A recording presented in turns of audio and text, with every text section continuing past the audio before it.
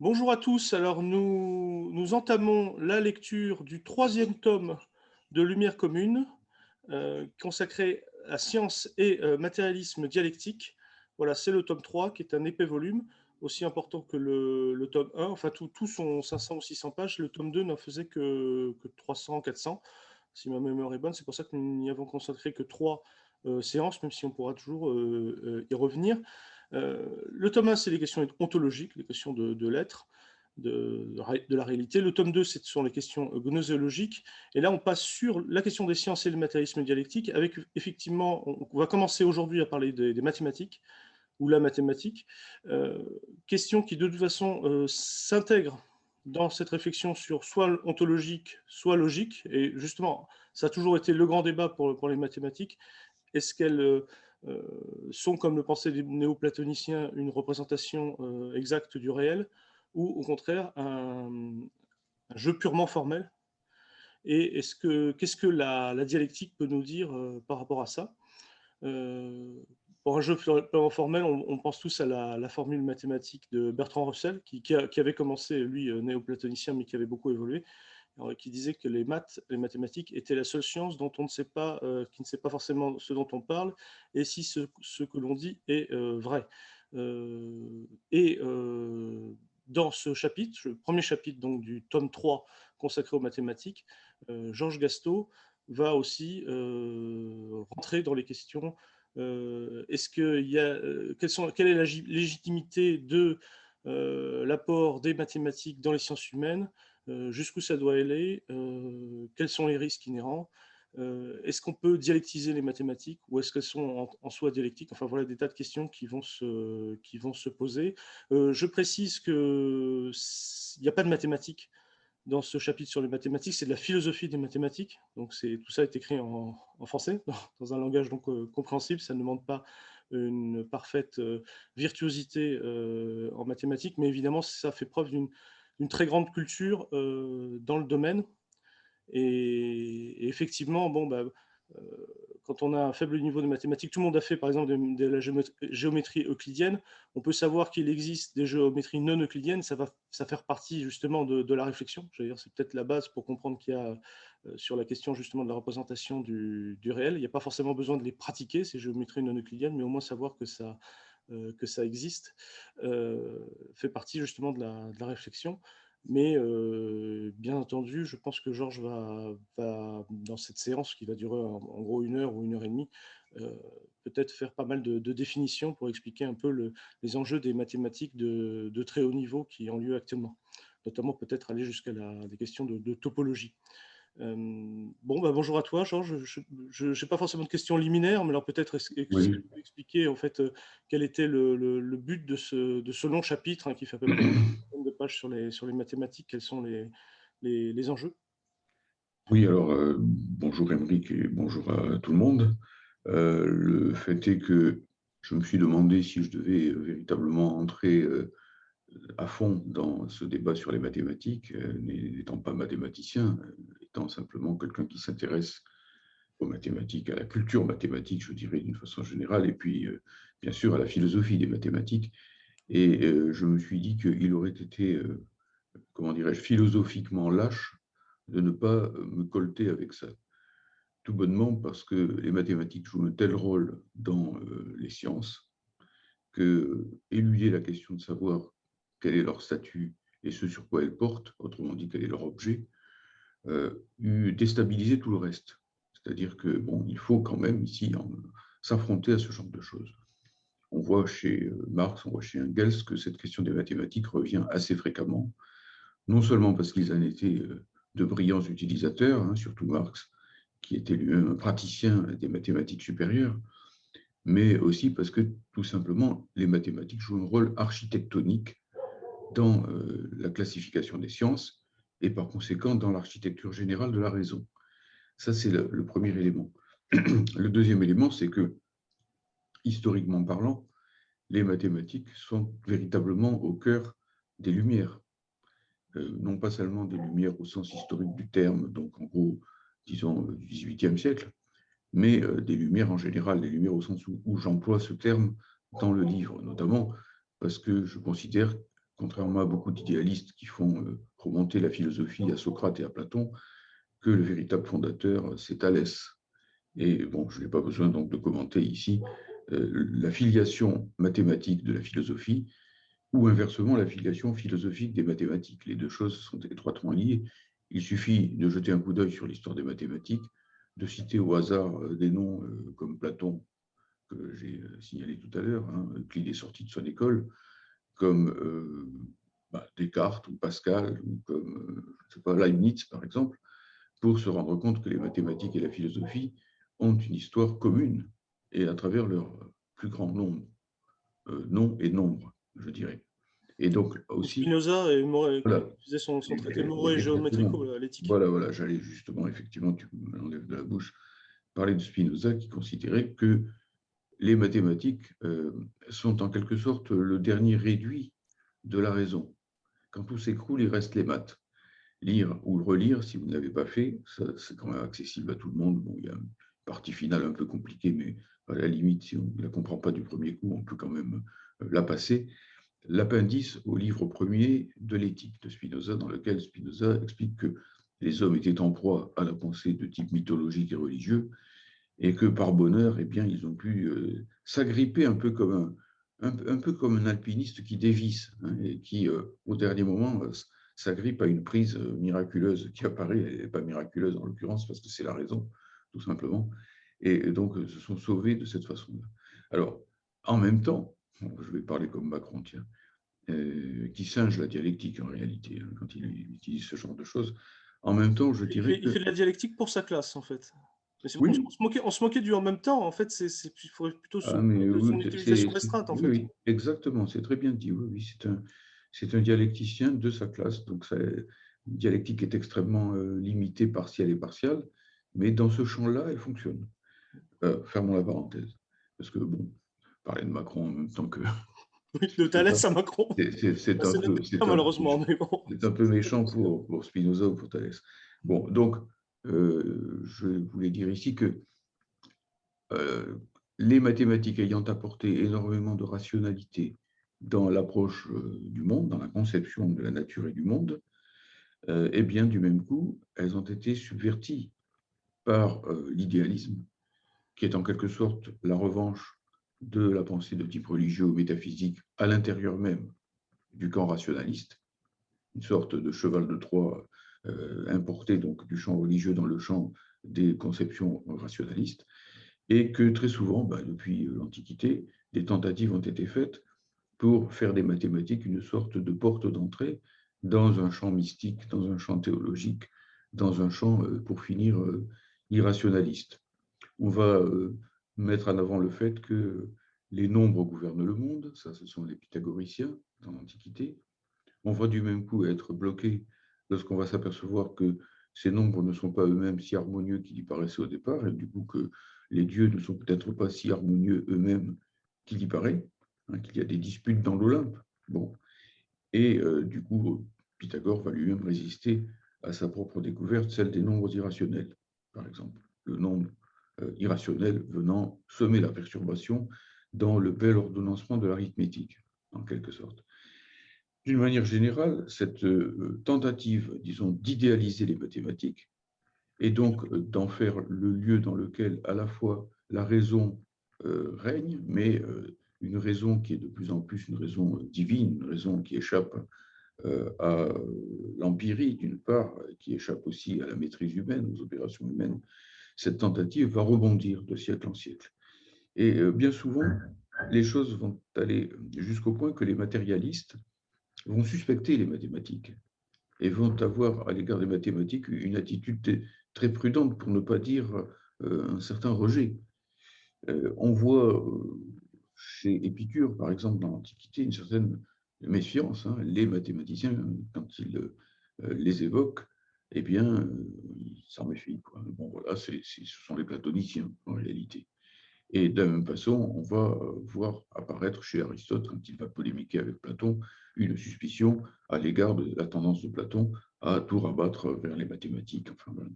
Donc, les physiciens, et Aristote est avant tout un physicien, un biologiste, et ainsi de suite, vont tenter par tous les moyens d'encadrer non pas de rejeter, bon, Aristote est trop intelligent pour rejeter les mathématiques, évidemment, mais de les encadrer, de les circonscrire, etc. Donc, le but que je poursuis, mais ce n'est pas moi qui le poursuis, c'est la dialectique matérialiste qui est contrainte par sa logique à ce genre de choses, c'est de montrer qu'effectivement, on ne doit pas craindre les mathématiques quand on est matérialiste, et tout au contraire, on doit les révérer quelque part.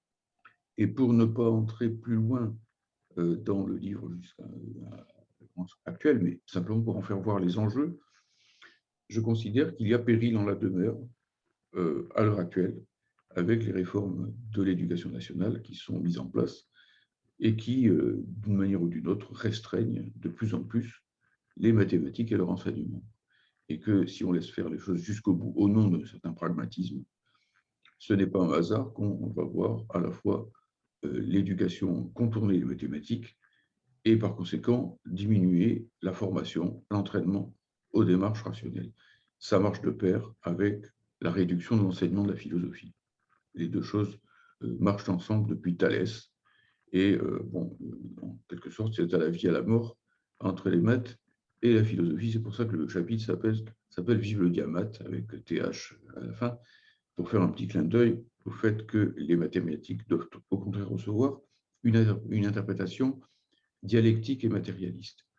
Bon, alors, on peut développer éventuellement, c'est simplement le fait que Engels, dans Dialectique de la nature, mais aussi dans l'Anti-Düring, a fortement insisté sur la façon dont il fallait aborder les mathématiques.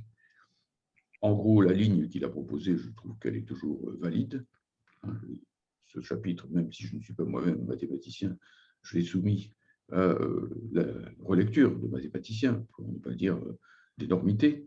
Bon, il en subsiste peut-être, j'en sais rien après tout, mais c'est toujours la même chose, c'est toujours la même démarche que je propose aux philosophes marxistes, celle de se frotter à la réalité au risque de l'erreur, du dérapage, mais de la rectification du même coup aussi.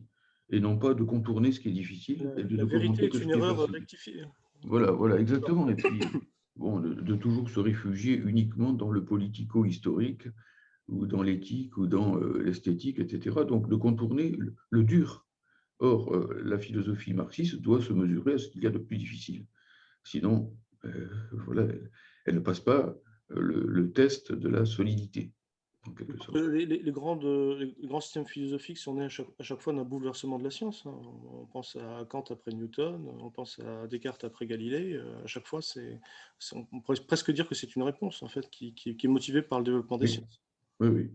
L'histoire des sciences et l'histoire de la philosophie, pendant très longtemps, ne font qu'un. Et donc, on doit ici se colter avec elle. Bon, alors, il me semble qu'aujourd'hui, d'ailleurs, dans le domaine épistémique, dans le domaine des sciences, en gros, on a affaire à des révolutions majeures, on a affaire à des bouleversements, à des séismes même, et que donc il faut tenter de se mettre à ce niveau-là pour philosopher.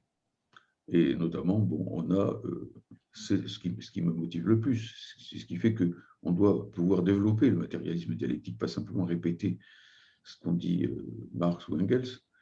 On a affaire notamment à toute une série de travaux très impressionnants sur notamment les mathématiques ou la géométrie qui ont pour mission d'aider les physiciens à mettre en place cette unification de la physique qui est si compliquée pour eux, puisque les physiciens sont sans cesse devant la difficulté qu'il faut concilier la relativité, qui repose avant tout sur l'analyse de la gravitation, et donc la physique de l'infime, la physique quantique, ces deux termes n'étant pas d'ailleurs strictement synonymes, et que pour cela, eh bien, il y a besoin d'outils mathématiques nouveaux, et notamment de choses comme par exemple ce qu'on appelle la géométrie non commutative.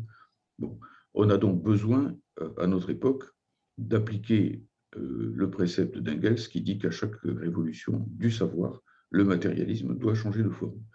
Si le matérialisme ne change pas de forme, il ne pourra pas justement, paradoxalement, maintenir son contenu. Et par conséquent, L'unification des champs en physique, qui est la grande question oui, actuelle, pourrait se faire par un nouveau modèle mathématique, en fait. oui, pas seulement bien sûr, mais aussi par ça. Il faut tout simplement faire en sorte que la gravitation et comment dire, les trois autres interactions de la physique, qui sont l'interaction forte, électromagnétique et faible, puissent être représentées par un même modèle. Et c'est compliqué, tout bonnement, parce que là, on se heurte à un problème dialectique que tout lecteur de Marx va immédiatement reconnaître, parce qu'effectivement, on a à, comment dirais-je, synthétiser, si l'on peut dire, une physique du continu et une physique du discontinu. On a à penser dans la même théorie, en quelque sorte, eh bien, le discret et le continu qui semblent comme ça s'opposer, être irréductibles l'un à l'autre. Or, quand on se pose ce type de questions, on rebondit sur les mathématiques elles-mêmes, puisque depuis la plus haute antiquité, eh bien, les mathématiques, c'est à la fois la géométrie et l'arithmétique, pour ne parler que de ça. Et que donc, on a bel et bien affaire avec l'arithmétique au départ à une théorie du discret, du discontinu, hein, les entiers. Et avec la géométrie, au contraire, à une théorie du continu, des grandeurs continues de la géométrie. Donc, bon, il y a d'ailleurs tout un débat très ancien pour savoir si on peut réduire la géométrie à l'arithmétique, par exemple, ou s'il y a bien des mathématiques de façon irréductible. Autrement dit, les problèmes que l'on trouve dans le domaine de la physique, science empirique, science expérimentale, se réfractent, se réfléchissent, se retrouvent à l'intérieur même des mathématiques. Et dans les deux cas, on ne s'en sort pas si on n'essaye pas de dialectiser les choses. Autrement dit, de ne pas opposer les deux termes qui paraissent complètement étrangers, le continu et le discontinu, et si on n'essaie pas de les dialectiser, ce que les mathématiciens d'ailleurs ont tenté de faire bien avant qu'ils se doutent que les mathématiques, la dialectique existe comme telle, il n'est que de penser à Leibniz.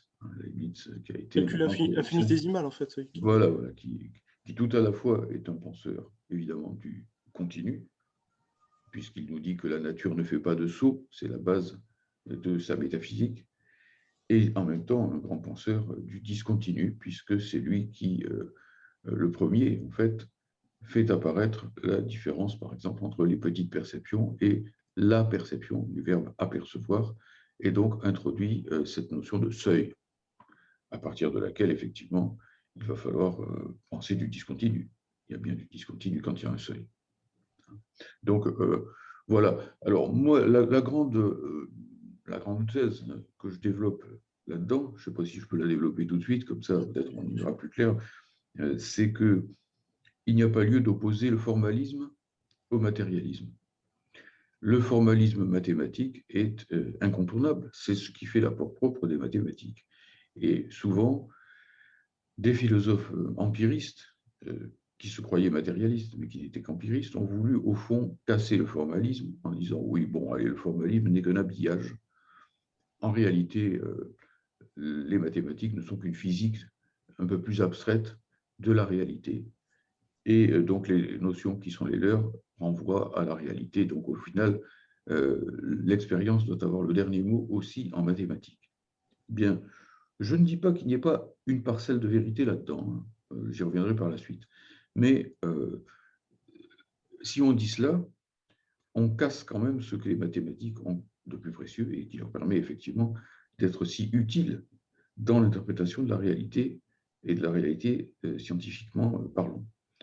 C'est que précisément, elles offrent la possibilité, à travers leur formalisation, de penser un certain nombre de termes, les uns en cohérence avec les autres, par l'intermédiaire de procédés extrêmement définis, rigoureux, d'opérations, comme on dit, hein, qui permettent effectivement de manier ces termes les uns par rapport aux autres et de les manier d'une façon cohérente. Autrement dit, parce qu'elles sont, comme le dit la tradition philosophique, hypothético-déductives.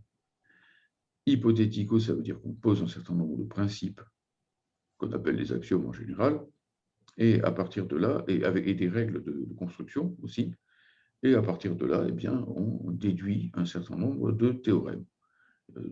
Ce n'est pas si compliqué que ça à comprendre, il n'y a qu'à penser à ce qu'on fait, c'est un peu le même type d'état d'esprit, si on peut dire, quand on calcule.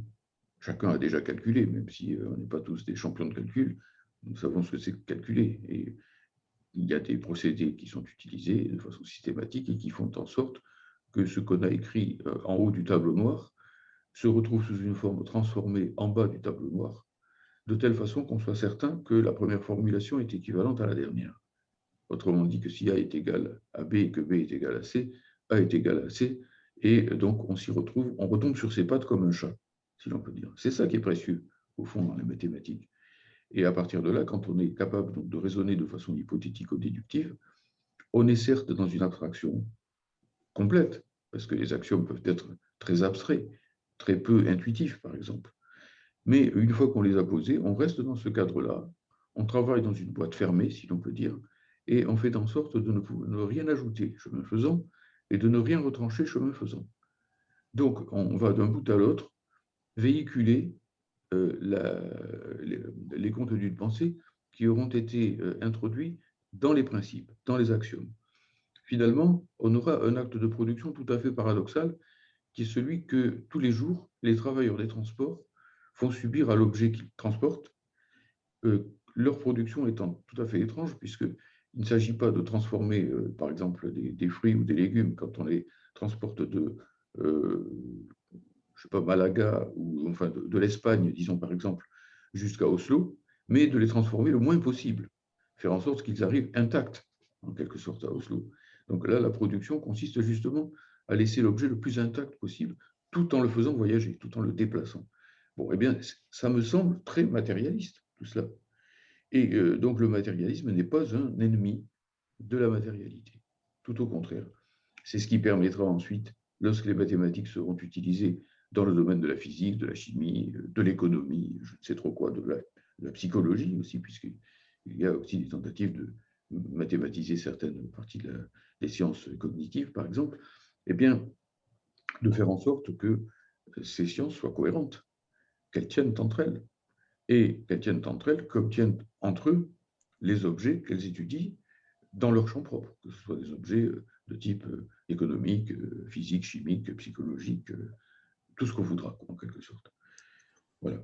En fait, Donc, ça, c'est la thèse numéro 1. On n'a pas besoin de se méfier du formalisme, où je le dis un peu pour reprendre l'éternelle formule de Jean Jaurès, un peu de formalisme éloigne de la réalité matérielle, beaucoup de formalisme en rapproche, à condition de comprendre ce qu'on fait. alors, tu parlais d'axiomes, mais plus ou moins intuitifs. Alors c'est vrai que par exemple la géométrie euclidienne correspond à une forme d'intuition première qu'on a, mais on a montré depuis qu'on pouvait très bien faire des géométries avec des axiomes de base complètement différents. Et alors, mon autre question aussi, c'est tu parlais du principe de conservation, en fait, y compris avec la métaphore du transport de marchandises.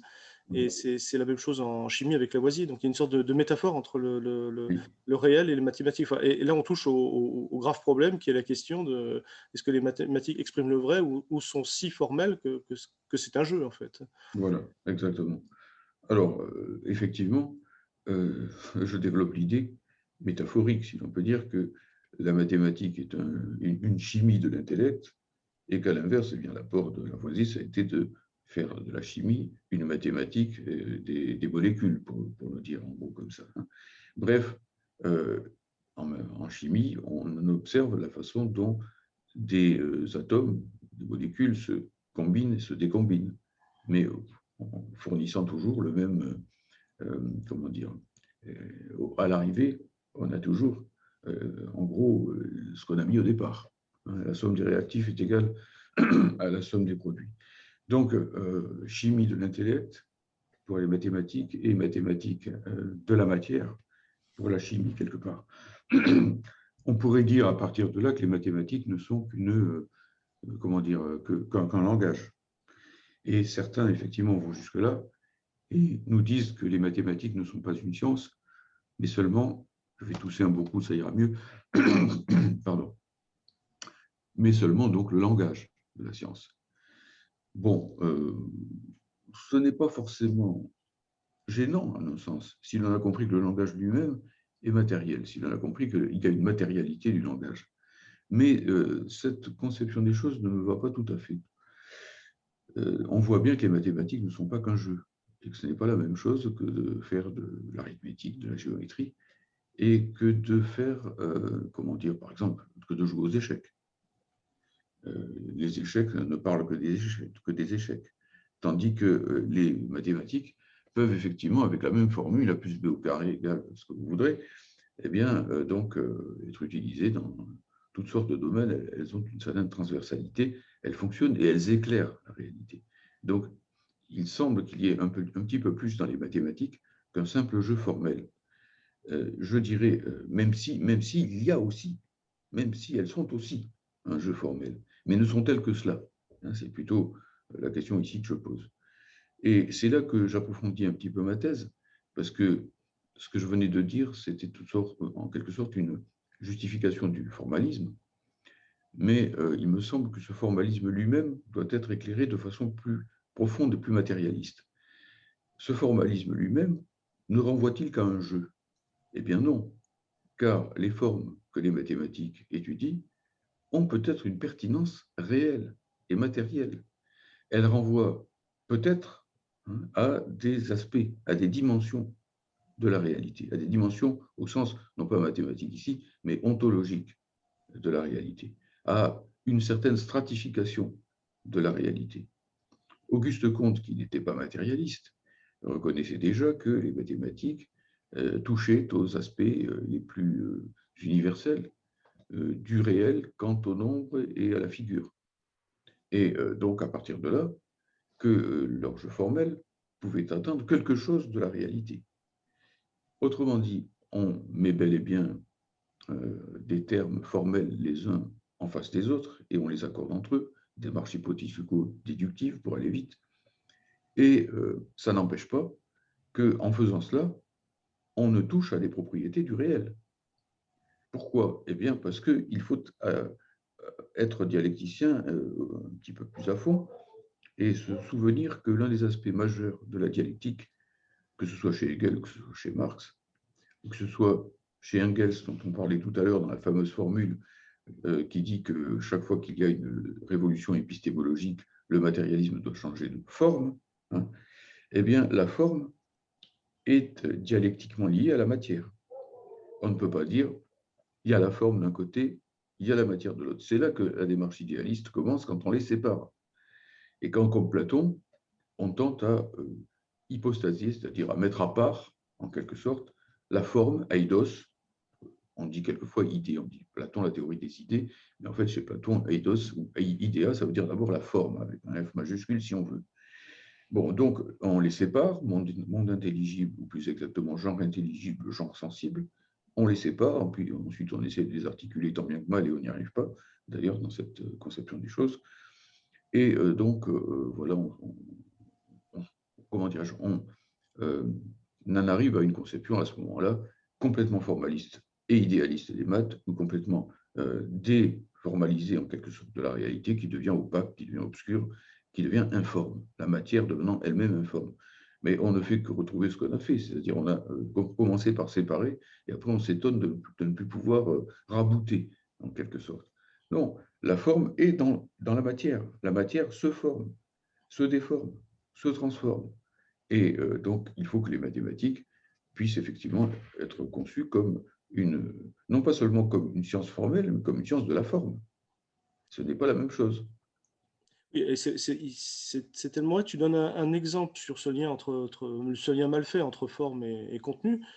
Tu prends Walras, c'est-à-dire l'économiste néoclassique, qui a fait une sorte de modèle mathématique du capitalisme, mais en partant du présupposé que ce modèle pouvait être décrit à l'équilibre, alors que c'est le mode de production le plus dynamique, le plus mouvant, le plus contradictoire qui soit. Donc, Oui, effectivement, après, tu peux mathématiser, mais quelque chose qui est faux dès le départ, en fait. Donc, mais voilà. On peut faut partir de bien- ça, oui, en effet. Ça serait bien parce que je pense que ça parlerait davantage, notamment aux jeunes militants, aux personnes qui s'intéressent aux mathématiques à travers leur application à un certain nombre de sciences et notamment à l'économie. Alors, Et l'économétrie a pris 90% peut-être de l'enseignement de l'économie en France, hein, d'après ce que j'ai compris. oui, oui, bien sûr. Et les mathématiques financières attirent de plus en plus du côté des matheux, un certain nombre de bons esprits qui seraient partis vers la recherche pure dans le passé. Et c'est là une perversion capitaliste typique. Il faut bien comprendre, et nos grands ancêtres marxistes de la pensée, par exemple la revue La Pensée dès 1939, Mm. comme Jacques Solomon, qui était physicien, attirait déjà l'attention des marxistes, des communistes sur ce sujet.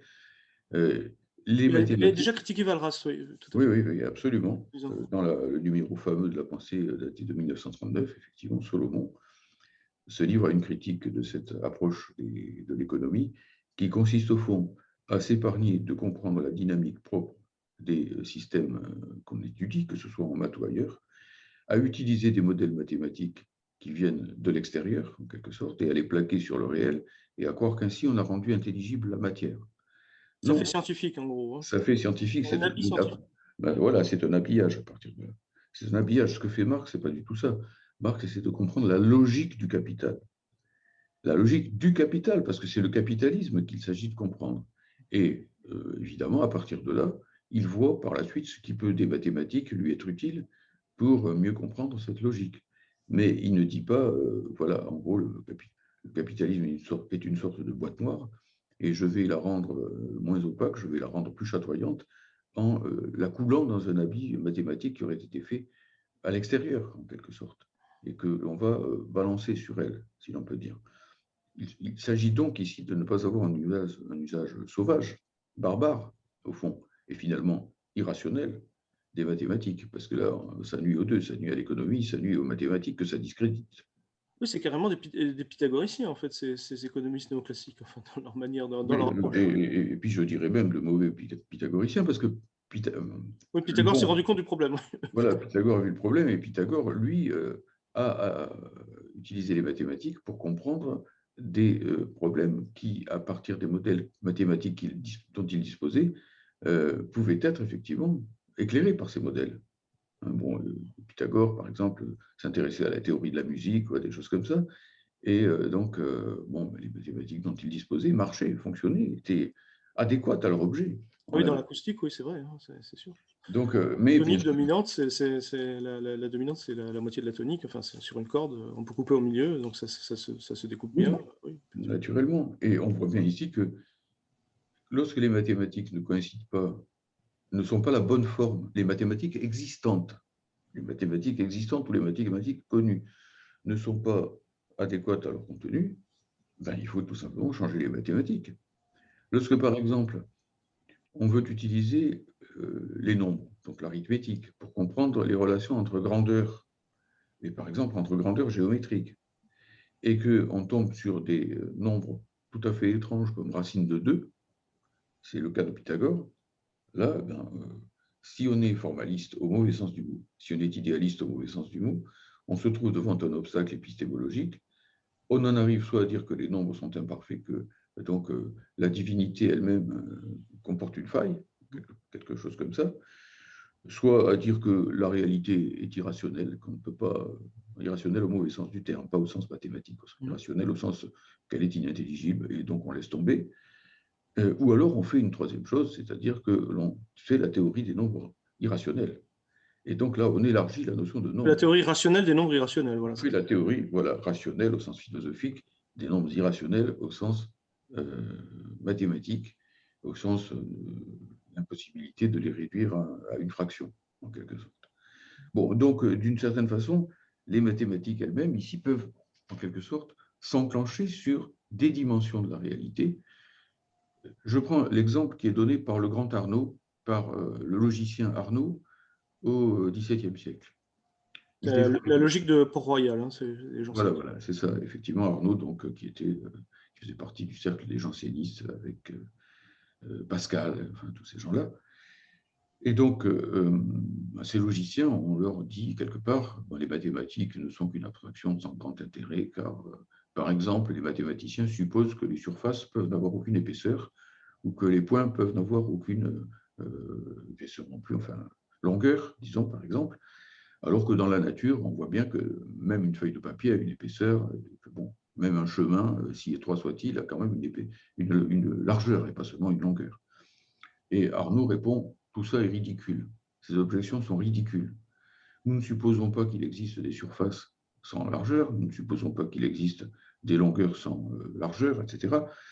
Mais nous supposons qu'il existe des valeurs qui sont indépendantes et qu'on peut traiter les unes sans les autres. Et que, par exemple, la longueur d'un chemin ne fait rien à sa largeur et vice-versa. quand vous avez à calculer la longueur d'un chemin entre Paris et Orléans, par exemple, vous n'avez que faire de savoir si le chemin fait 3 mètres de largeur ou 2 mètres de largeur. Ça n'impacte pas le résultat de votre mesure, quelque part. Et donc, il nous indique ici, comme le fait Marx dans d'autres textes, ce que c'est qu'une bonne et ce que c'est qu'une mauvaise abstraction. Et à partir de là, si on a compris ce que c'est qu'une bonne abstraction, c'est-à-dire celle qui permet de prélever dans le réel ce qui nous est nécessaire dans tel ou tel mode de traitement, à ce moment-là, nous avons le droit de foncer, nous avons le droit d'y aller, nous avons le droit d'être complètement hypothético-déductif et effectivement de supposer des chemins dont la largeur nous importe peu et des points dont l'épaisseur nous importe encore moins, si l'on peut dire. À partir de là, on va pouvoir faire des systèmes formels qui marcheront dans la réalité pour autant que nous n'aurons pas à tenir compte de la largeur du chemin. Si maintenant il peut arriver dans certaines opérations données que la largeur du chemin influe sur la longueur ou je ne sais trop quoi, que dans certaines conditions données, effectivement, deux longueurs ou deux grandeurs sont covariantes et influent l'une sur l'autre. À ce moment-là, l'abstraction devient illégitime. À ce moment-là, il ne faut plus utiliser le même modèle et faire les mêmes opérations comme si de rien n'était, bien évidemment. Donc, ce que nous dit ici Arnaud, c'est effectivement qu'il nous faut d'abord bien préciser quel est le champ d'utilisation possible de telle et telle grandeur. Si on le fait, eh bien, on n'a pas trahi la réalité et on est néanmoins dans le formalisme le plus grand. On est dans ce que j'appelle la bonne abstraction. Sinon, on est dans la mauvaise abstraction. La mauvaise abstraction, c'est justement quand on fait comme Walras et qu'on dit, bon, voilà, je vais faire comme si le capitalisme était toujours à l'équilibre. Et à partir de là, j'applique telle et telle théorie. Eh oui, mais justement, toute la question est de savoir si le capitalisme est toujours à l'équilibre. Et donc, de ne pas éliminer le phénomène majeur de la société capitaliste, c'est-à-dire la crise. Le fait que le capitalisme fonctionne par crise, et même parfois, comme à notre époque, par crise systémique de longue durée, quelque part. Donc là, c'est une mauvaise abstraction. C'est comme ça qu'en 2008, aucun économiste n'avait vu venir les choses à partir de leur modèle mathématique, enfin, très peu en tout cas. Voilà, bien sûr, puisqu'ils étaient construits pour justement masquer les crises. Donc, à partir de là, il ne faut pas s'étonner, monsieur, si votre fille est muette. Elle a perdu l'usage de la parole, tout simplement parce que vous lui avez coupé la langue, quelque part. Effectivement, donc à partir de là, je rebondis dans mon texte de façon un peu paradoxale sur Leibniz. Je trouve que Leibniz est un penseur insuffisamment cultivé, en quelque sorte. Bien sûr, chez Leibniz, il y a des côtés qui peuvent paraître ridicules même. Bon, on pense à la critique qu'en a fait Voltaire, oui. Voltaire, voilà, exactement, dans Candide. Mais ce n'est pas ça qui est intéressant chez Leibniz. Et je dis toujours qu'il faut critiquer les philosophes sur leur force et non pas sur leur point de faiblesse. Ce qui est intéressant chez Leibniz, c'est qu'il est à la fois un grand mathématicien et un grand physicien. Il tient les deux bouts de la chaîne, quelque part. Et donc, il lui faut penser l'accord de la physique et des mathématiques. Il s'aperçoit que les mathématiques sont en quelque sorte plus larges que la physique. Elles étudient un objet beaucoup plus large. Pourquoi? Eh bien, parce que les mathématiques, nous dit-il, alors, qu'il ait raison ou pas sur ce point, peu importe techniquement, parce que les mathématiques sont uniquement régies par le principe de non-contradiction. Et que ce qui leur importe, en tant que science formelle, et Leibniz est un grand penseur du formalisme mathématique, c'est effectivement que donc elles soient pleinement cohérentes à l'intérieur d'elles-mêmes. Bref, comme la logique qui se fiche pas mal de savoir si les termes qu'elle utilise coïncident ou pas avec l'intuition sensible. Si je dis que tous les rhinocéros sont des fers à repasser et que Marcel est un rhinocéros, j'en déduis que c'est un fer à repasser. Et ma consécution est valide, indépendamment du fait que Marcel soit un rhinocéros ou que... Bon, vous voyez bien qu'ici... Donc, Leibniz nous explique que les mathématiques, dans le champ qui est le leur, s'occupent du non-contradictoire, ce qui n'est pas contradictoire. Et du coup, dit-il, elles n'établissent que le champ du possible. Car bon, il existe des tas de choses qui sont non contradictoires et que je peux effectivement poser telles quelles sans me soucier de savoir si finalement on les rencontre ou pas dans la réalité. Quand on s'occupe au contraire de physique, et quand on s'occupe plus généralement, c'est pas seulement de physique, d'astronomie, de tout ce qu'on voudra, hein, de toutes les sciences dites empiriques, là, on n'a pas affaire seulement à du possible, on a affaire à du réel. Hein. Et ce réel, effectivement, ne répond pas seulement à la question est-ce que c'est possible, est-ce que c'est non contradictoire. Il y a des tas de questions qu'il faut se poser à propos de ce réel aussi. Les principes qui le régissent sont plus précis, en quelque sorte. Hein. Mais attention, il faut quand même que le réel soit toujours possible. Si le réel n'était pas possible, il ne serait pas réel non plus, puisque le possible est possiblement réel. On avait vu la critique Voilà, de l'argument ontologique c'est ça. par Kant. C'est ça. Les centalaires réels et les centalaires possibles. Oui. Exactement. Bon, ben ça ouvre la voie à ce que Kant dira par la suite à ce sujet. Donc, il faut. Alors, Leibniz se place dans l'entendement divin. Quand Dieu crée le monde, il pense que Dieu crée le monde par un calcul. Dum calculat Deus et cogitationem exercet fit mundus. Voilà. Pendant que Dieu calcule et qu'il exerce sa pensée, le monde surgit, en quelque sorte. Bon. Devient, oui. La création divine se fait par calcul, en quelque sorte. Peu importe, on se fiche que ce soit Dieu ou que ce ne soit pas Dieu. La question, c'est de savoir ici comment ça rime le réel au possible. Et donc, comment ça rime le physique aux mathématiques. On s'aperçoit que le rapport est interne, qu'il ne s'agit pas du tout d'un rapport de plaquage ou d'application. On ne prend pas les maths pour aller les plaquer sur le réel, car le possible est dans le réel. Le possible est, j'allais dire, ontologiquement parlant, une dimension du réel. Et donc, on peut très bien faire du formalisme à tire-larigot, traiter le possible comme possible sans se soucier de savoir s'il est réel, et pour autant retomber sur ses pattes quand on va revenir vers le réel, puisque le possible n'a pas été inventé par nous, en quelque sorte, mais abstrait du réel. Et c'est une bonne abstraction. Tout ce qui est réel étant possible. Alors que ce n'est pas possible, ce n'est pas symétrique. Tout ce qui est possible n'est pas réel. Donc on voit aussi pourquoi le champ des mathématiques est plus large que celui de la physique et pourquoi on peut faire, par exemple, une géométrie ou plusieurs géométries qui ne coïncideraient pas avec l'espace physique. Mais on voit aussi pourquoi, en sens inverse, eh bien, il n'est pas tout à fait incroyable que lorsque le physicien a besoin d'un modèle mathématique, il puisse le trouver alors que celui qui a formé le modèle mathématique ne pensait pas spécifiquement à ce problème physique ou à ce problème économique. Par exemple, Einstein s'extasiait du modèle de Riemann dans sa géométrie. Il disait qu'il en avait besoin pour la relativité. C'est ça. Mais ce que je montre, alors pour l'indiquer bien aux gens qui nous écoutent, effectivement, donc Einstein a affaire avec la physique, lui, bien sûr. Il est mathématicien, mais il est surtout physicien. Il fait des maths dans la visée de la physique. Et donc, il a besoin, effectivement, de concevoir une physique dans laquelle, effectivement, eh bien, les relations ne sont pas celles de la géométrie euclidienne.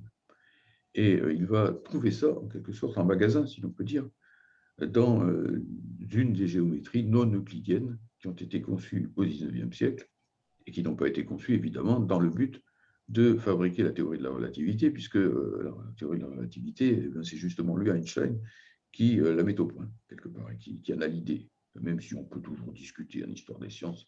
Certains disent que c'est Poincaré, etc., mais je n'entre pas là-dedans. Donc, peu importe. Et à partir de là, il est émerveillé. Et c'est sa fameuse formulation, bon, pas seulement à ce sujet d'ailleurs, qui nous dit qu'il est inconcevable que le monde soit concevable. Autrement dit, que les mathématiques aillent comme un gant à une main alors qu'elles n'ont pas été faites pour cette main, quelque part.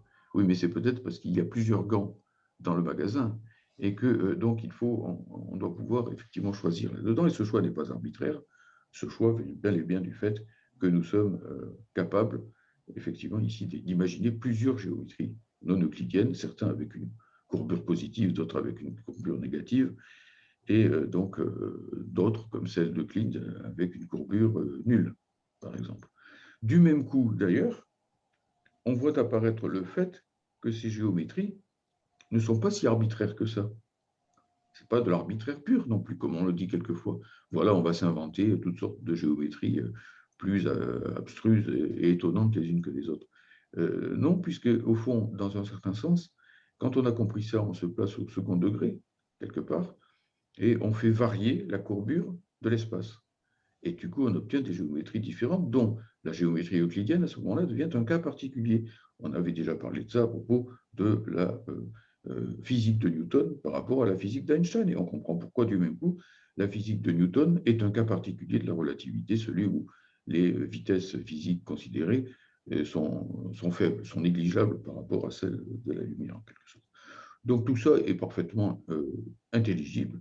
Et ce qui est parfaitement, moi j'inverse la formule d'Einstein, ce qui est concevable, c'est que l'univers soit concevable. De cette façon-là. Mais peut-être pour revenir un petit peu au débat qu'ont agité donc, la vision des mathématiques dans l'histoire de la philosophie, chez Platon, il y a que nul n'entre ici s'il n'est géomètre, et l'approche de la critique aristotélicienne est plutôt physique, on pourrait presque dire, c'est plutôt un physicien et l'autre plutôt un mathématicien. Et en même temps, bon, c'est quand même Aristote qui montre le mode, qui apporte la grande distinction entre acte et puissance, qui développe la notion de possible. Est-ce que ne cherchait pas Aristote, c'est plutôt un modèle mathématique qui peut répondre en fait à ce modèle qu'il décrivait en fait? Est-ce que c'est pas la recherche, est-ce qu'il n'y aurait pas moyen justement de les réconcilier avec un modèle mathématique englobant le tout? Est-ce que justement ce n'est pas parce qu'on avait une vision trop restreinte des mathématiques à l'époque de Platon qu'il y a eu cette opposition? Oui, bien sûr, oui, oui. Il me semble qu'effectivement, bon, chez Platon, il y a une exaltation du nombre. Platon reste quand même dans la grande tradition de Pythagore. Et Aristote croit quelque part pouvoir corriger ce que cette approche des choses a de trop partiel, cette arithmétisation en gros du monde, en disant que la physique, au fond, est essentiellement de l'ordre du qualitatif. Si on feuillette le livre d'Aristote intitulé La physique, on s'aperçoit que bon, c'est essentiellement du langage et qu'on n'a pas la forme mathématique. La forme mathématique reste à côté, en quelque sorte, de la physique. Donc, qu'est-ce qu'il faut faire? Ben, voilà encore, ce qui tranche, c'est la matière de la forme et non pas la forme de la matière. Ce n'est pas la forme mentalement traitée par nous qui va s'imposer à la matière, car cela voudrait dire soit qu'effectivement c'est Dieu qui crée la matière par son formalisme mathématique, soit que bon, la matière obéit à l'esprit humain, ce qui serait quand même un peu extravagant. Hein. Donc c'est plutôt le contraire. Toute forme est forme d'une matière. Et si toute forme est forme d'une matière, il s'ensuit qu'il faut faire varier les formes en fonction des matières auxquelles on a affaire. Et ça, c'est donc un principe méthodologique. Par exemple, je parle dans ce chapitre, aussi bizarre que ce soit, je le fais exprès, de la méthodologie de Claude Bernard. Apparemment, rien de plus étranger à une approche mathématique de la science que celle de Claude Bernard dans son introduction à la physique, à la médecine expérimentale. Voilà. Pas du tout. On voit qu'au contraire, Claude Bernard a même une réflexion assez intéressante et pointue sur le rapport entre son champ scientifique et celui des mathématiques. Donc, globalement, qu'est-ce qu'il faut avoir en tête? Il faut avoir en tête que le principe de base s'applique. La matière elle-même ne se maintient qu'en se transformant. Hein, rien ne se perd, rien ne se crée, tout se transforme. Magnifique formule qui excède de loin les questions de chimie, en quelque sorte, qui a une portée ontologique tout à fait générale, quelque part. Même si cette formule elle-même, pour être appliquée à différents champs des sciences, doit être spécifiée à chaque fois. Elle ne s'applique pas de la même façon. Il ne faut pas, quand par exemple on l'utilise en physique de l'infime, il ne faut pas penser aux masses, au principe du maintien des masses. Mais peu importe, cette formule a une valeur très générale. Qu'est-ce que ça veut dire globalement? Ça veut dire que la forme est elle-même un élément par lequel la matière, et l'élément même, peut-être comme on dit que l'eau est l'élément du poisson, si l'on peut dire, elle est l'élément par lequel la matière se maintient en se transformant. Bon, si on a compris ça à partir de là, il s'agit alors, au niveau de la matière générale, de ce qu'on pourrait appeler la matière univers. Bon, parce qu'il faut bien qu'il y ait un élément de ce genre. Aujourd'hui, ce n'est même plus d'ailleurs contesté, puisqu'il existe une cosmologie. S'il y a une cosmologie, c'est bien qu'il y ait un cosmos, un univers, donc une matière-univers. À ce niveau-là, on peut par exemple penser à une logique générale, à la logique matérialiste, et c'est le champ possible des lois de la dialectique dont nous avions parlé la dernière fois. Mais ensuite, cette matière, elle n'existe pas en tant que matière générale, elle se nie en tant que matière générale, et par l'évolution même de l'univers, elle se spécifie de 36 façons. Et donc, à chaque fois, le principe selon lequel la forme doit être pensée en fonction de la matière s'applique, non seulement parce qu'il va falloir avoir des méthodologies et donc aussi des mathématiques différentes et spécifiées en fonction de l'objet à chaque fois auquel on a affaire, soit tout simplement pour comprendre à l'intérieur de chaque champ de la réflexion épistémologique, de la réflexion scientifique plutôt, comment cette matière elle-même se transforme. Hein. Donc voilà, c'est cette auto-transformation, cette autodynamique qu'il s'agit de saisir. Du même coup, si les mathématiques, pour revenir à Platon et Aristote, si les mathématiques auxquelles on a affaire au départ sont essentiellement des mathématiques statiques, eh bien, ça veut dire qu'il va falloir inventer des mathématiques du monde dynamique. Hein, il va falloir dynamiser les mathématiques. C'est assez facile à saisir, au fond, dans un sens. Si on veut que les mathématiques puissent mathématiser le champ des processus dynamiques, il va falloir de plus en plus dynamiser les mathématiques elles-mêmes. Et donc, de même que eh bien, nos grands anciens ont fini par dégager de nouvelles séries de nombres, les nombres irrationnels, les nombres relatifs, les nombres imaginaires, complexes, et ainsi de suite, eh bien, c'est parce que chaque fois, ils ont rencontré des matières, au fond, nouvelles, qu'il fallait traiter à partir de ces propriétés numériques que les nombres entiers ne permettaient pas de traiter complètement.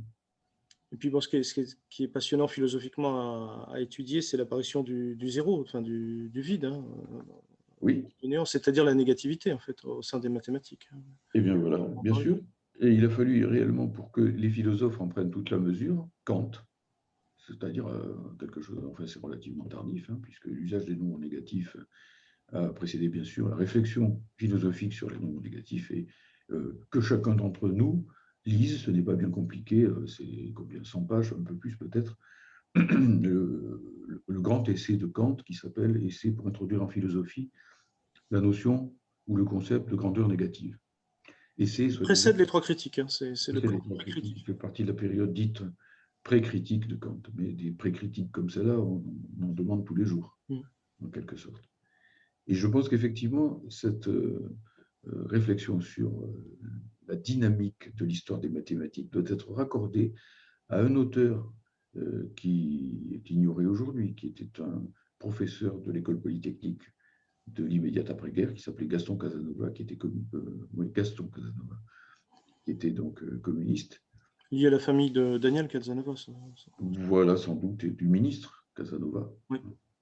Et puis, donc, qui, effectivement, dans son livre qui s'appelle Matérialisme dialectique et mathématique, nous montre bien le processus dialectique d'évolution des mathématiques.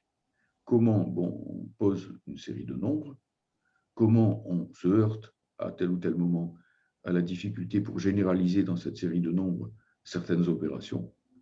Par exemple, sur les nombres entiers de l'arithmétique, effectivement, on peut toujours faire des additions, hein, mais on ne peut pas toujours faire de soustraction.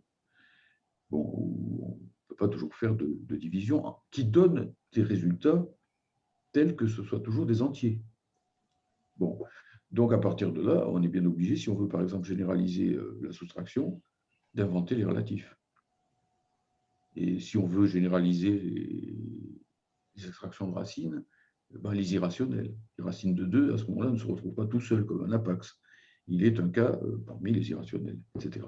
Et donc, à partir de là, il y a une dynamique des mathématiques.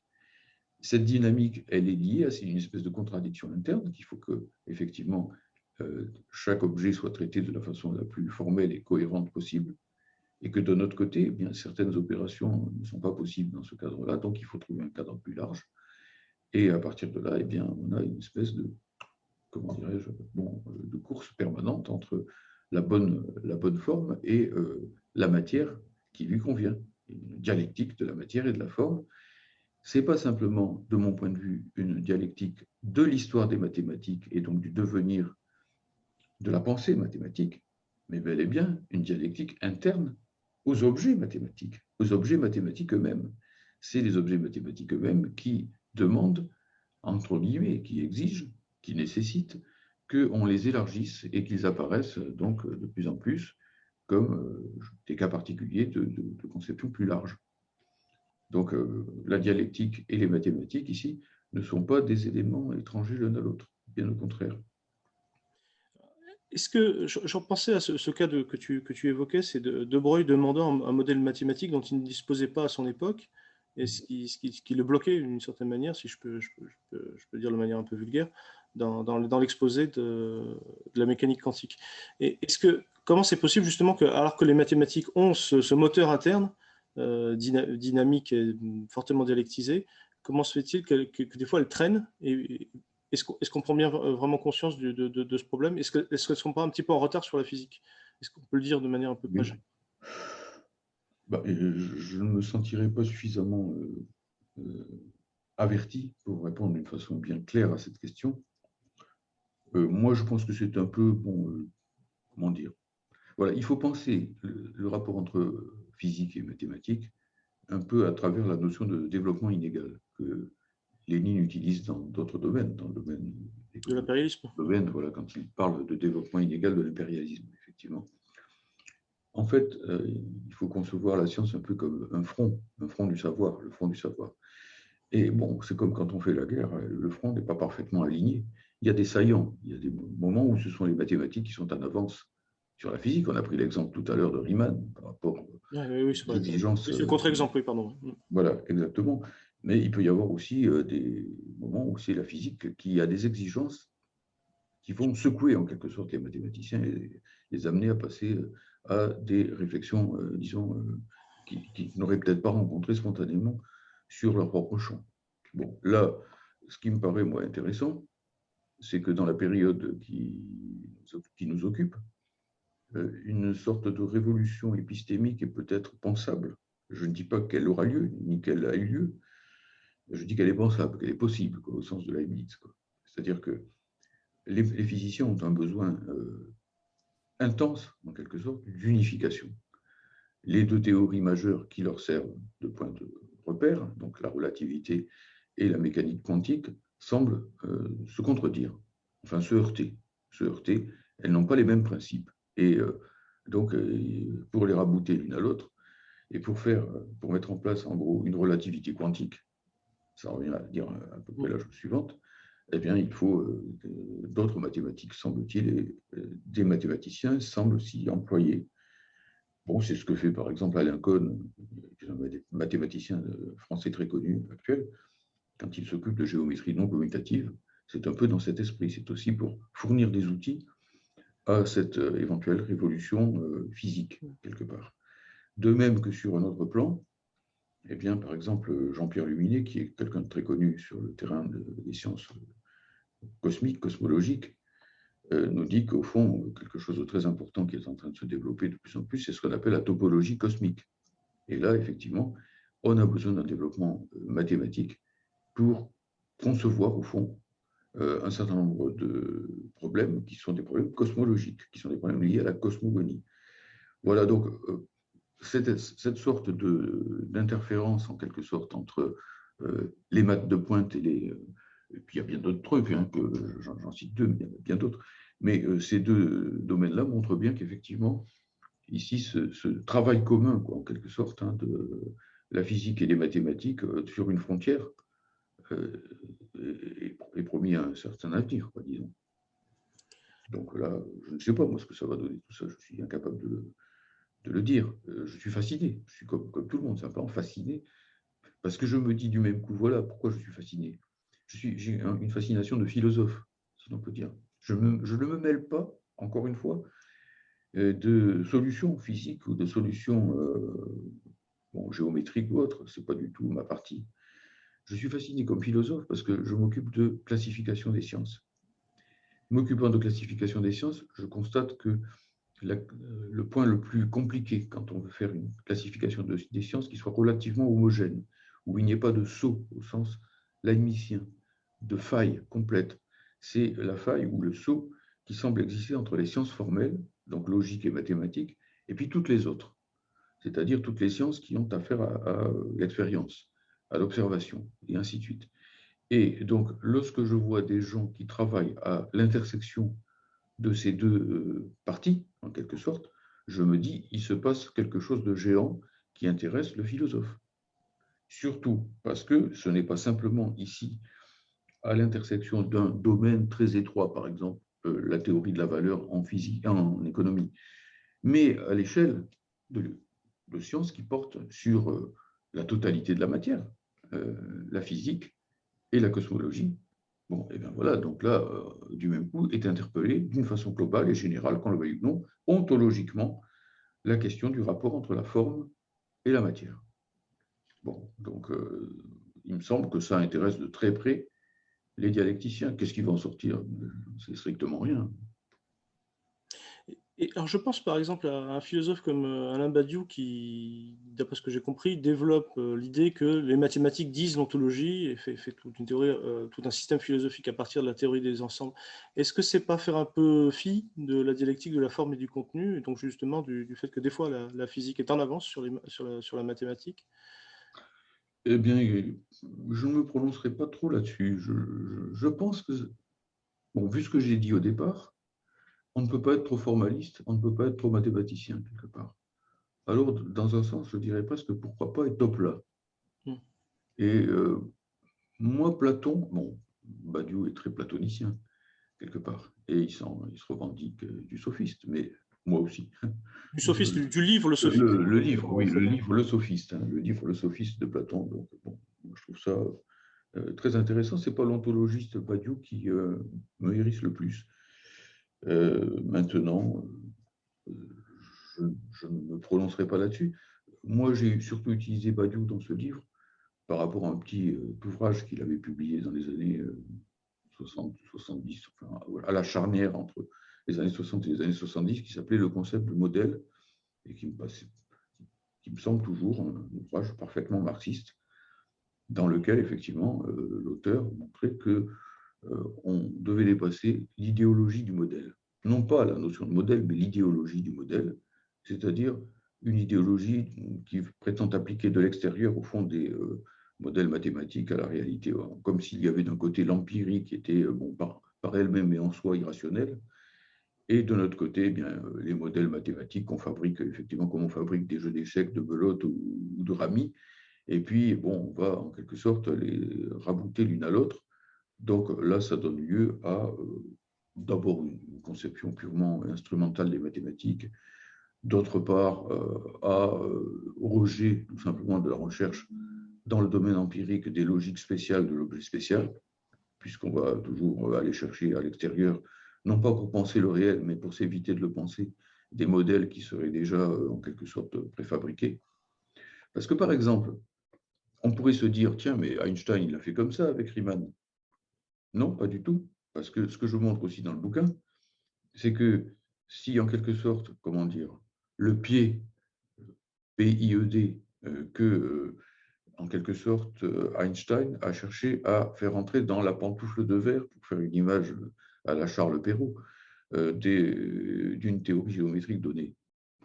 Eh ben, mais c'est aussi parce que la chaussure en question n'avait pas été totalement pensée d'une façon étrangère au problème physique. Riemann était passionné par les questions de cosmologie à sa façon. Alors, il n'avait pas en tête forcément la théorie de la relativité, il n'avait pas en tête surtout la fameuse expérience Morley-Michelson qui a obligé les physiciens, pour finir, à quitter la mécanique classique de Newton pour aller vers une mécanique nouvelle, la mécanique relativiste. Ça, il ne pouvait pas, évidemment, en disposer.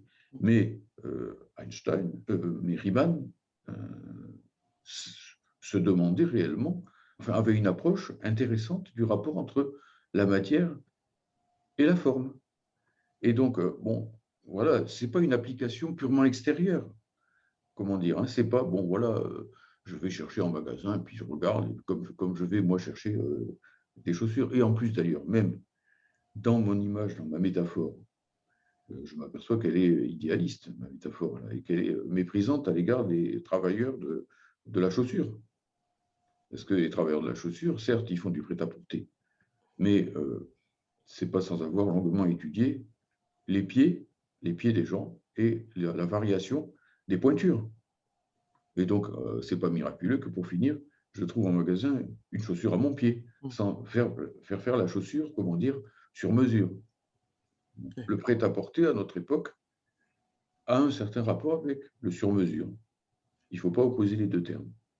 C'est parce que l'industrie est devenue capable, au fond, de faire du sur-mesure, en utilisant, au fond, la méthode quasiment mathématique des variations d'un certain côté. Donc, bon, le rapport entre la forme et la matière doit être conçu de façon très dialectique. Il serait indispensable que les philosophes reprennent cette question. Les philosophes, les dialecticiens écrivent un bouquin qui s'appelle Matière et forme. Et là, ils trouveraient toutes sortes de sujets tout à fait intéressants, non seulement le rapport entre mathématiques et sciences empiriques, mais d'une manière plus large, bien, tous les rapports qui peuvent intéresser et dynamiter aussi en même temps la notion d'application. Ouais, c'est ça. Quels sont les grands débats mathématiques au XXe siècle? Est-ce que tu pourrais un petit peu résumer? Bah, Tu parles d'Hilbert notamment, tu parles de René Thom. Oui, bon, je m'excuse d'avoir un peu. C'est pas évident comme question, mais ça aide à lire, parce que C'est surtout que j'aurais dû boire un verre d'eau avant de commencer. on peut couper, hein, c'est pas un Non, problème. non, non, non, non, bon, ça va aller, ça va aller. Mais bon, oui, alors, je ne saurais pas le dire d'une façon. Moi, je ne parle pas des grands débats mathématiques du XXe siècle, je ne m'estime pas compétent pour ça. Je parle des grands débats philosophiques du XXe siècle sur les mathématiques, parce qu'il faut bien que je m'en tienne à mon niveau.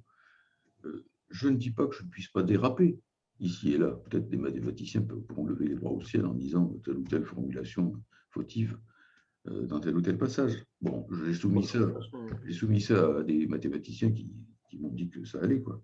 Mais ce que je veux dire, c'est que, bon, en gros, mon souci est avant tout d'une extrême généralité. Et il peut y avoir effectivement des domaines dans lesquels j'ai le sentiment, j'ai l'impression, mais c'est plutôt une impression qu'autre chose, que les mathématiques se rapprochent effectivement, de par leur recherche, des questions d'arrimage entre mathématiques et physique, etc., donc des questions philosophiques que je viens de poser. Mais bon, est-ce que les mathématiques iront véritablement dans ce sens? Il faudrait être capable de voir au jour le jour, en quelque sorte, quels sont les fronts. Et pour ça, il faut lire les items, les abstracts mathématiques, etc., qui sont publiés sans arrêt. Les mathématiciens eux-mêmes n'arrivent pas à avoir une vue surplombante. Jean-Pierre Kahn disait à un certain moment, c'était un mathématicien qui était communiste, qui est mort il y a quelques années, pas si longtemps.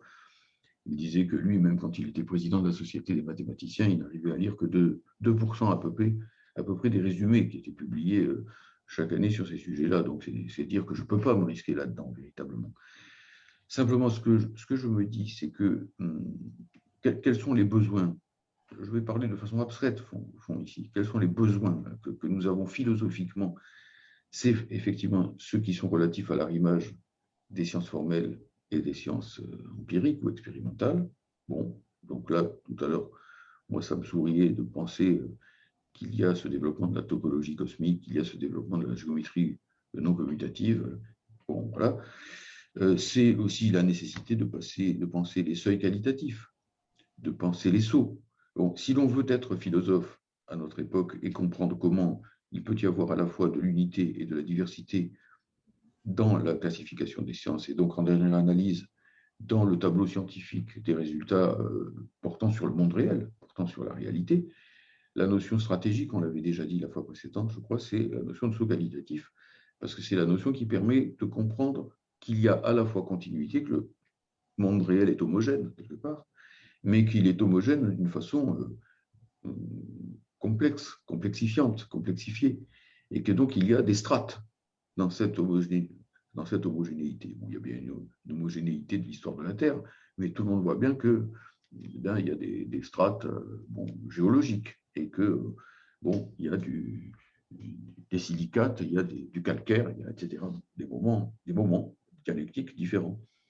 Eh bien, là, ça peut être très intéressant que de disposer effectivement de mathématiques qui nous permettent de penser ces seuils, ces bouleversements, ces basculements. Oui, Hein, parce ces qu'a priori, pivotements. ça a l'air contre-intuitif de penser sur le qualitatif et modèle mathématique. On a du mal à percevoir comment ça peut s'imbriquer, en fait, a priori. Oui, mais c'est peut-être parce que, alors là, c'est un défaut de la part des logiciens et des dialecticiens eux-mêmes. Parce que quand on réfléchit un petit peu à ce que c'est qu'un saut qualitatif, quand on dit par exemple à un certain seuil, la quantité se change en qualité. Si on veut dépasser ce que cette formule peut avoir elle-même de poudre de perlimpinpin, de, comment dire, de magique. Bon, et quand même, on ne va pas nous-mêmes donc introduire la magie dans l'opérateur, l'outil qui est le plus capable de nous débarrasser de la magie.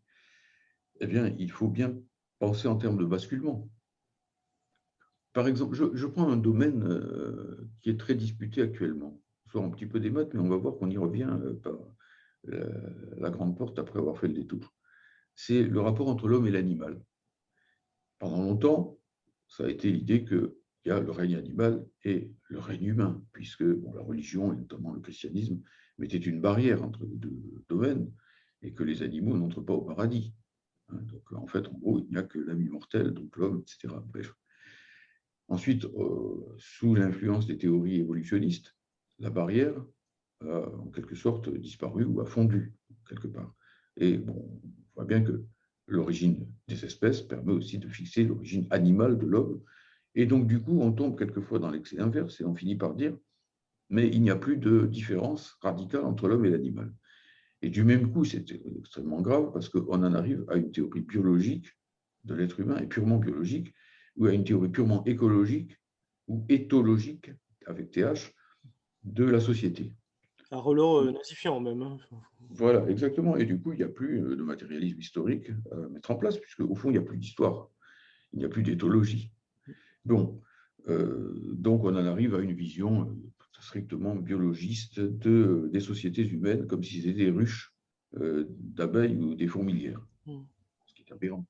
Et effectivement, qu'est-ce qu'on peut faire pour comprendre la dialectique de l'animalité et de l'humanité? Eh bien, Marx, par exemple, le dit dans la formule qui précise, dans l'idéologie allemande, je l'ai déjà cité, que les hommes commencent à se distinguer des animaux quand ils commencent à produire leurs moyens d'existence, pas en avant, qui est le résultat de leur complexion corporelle elle-même. Ça veut dire quoi? Ça veut dire que la bascule entre l'animalité et l'humanité se fait sur la production d'objets extérieurs au corps, production d'outils, production de langage. Bon, alors là, on pourrait dire, oui, mais les animaux produisent aussi des outils. Les chimpanzés peuvent utiliser des bâtons pour Ou la se ruche dont tu frapper. parles. Voilà, exactement. Bon, exactement. Et bon, la ruche fabriquée. Mais c'est une question de bascule, là aussi. Supposons que les chimpanzés produisent quelques outils par-ci par-là, puis les abandonnent, puis ne les transmettent pas ou peu, etc. Supposons au contraire qu'ils en construisent beaucoup et qu'ils en transmettent beaucoup, et souvent, et longtemps, etc. Eh bien, là, on a bien un seuil quantitatif, on a bien une bascule. Prenons par exemple, c'est encore plus facile, je parle parfois du basculement de l'anglais au tout français. Pardon, l'inverse, hélas. Oui, du français au Mais tout anglais, oui, c'est ça, oui. je ne suis pas non plus pour le tout français, mais bon, du français au tout anglais. Certains me disent, mais il y a toujours eu des emprunts. Oui, d'accord, mais si vous avez 10 emprunts par an, le français se porte comme un charme.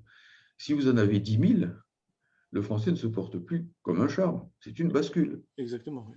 Et là, on a un seuil qualitatif qui est franchi, et ça s'appelle tout simplement la substitution de l'anglais au français. Eh bien, il en va de même. Et de même que dans la formule de Marx, il y a deux, dans la belle formule de Marx que j'ai citée, et qui me semble à la fois le cœur du matérialisme historique, qui fonde le matérialisme historique, puisqu'il faut partir de la production en histoire, et qui est aussi la préfiguration de la dialectique de la nature. Eh bien, la fin de la formule dit « pas en avant », qui est le résultat de leur organisation corporelle elle-même. Autrement dit, il faut penser les transformations du corps humain, du corps préhumain plutôt, du corps du primate en quelque sorte, qui ont permis, passer un certain seuil, de faire en sorte que l'homme devienne régulièrement capable de produire et de transmettre.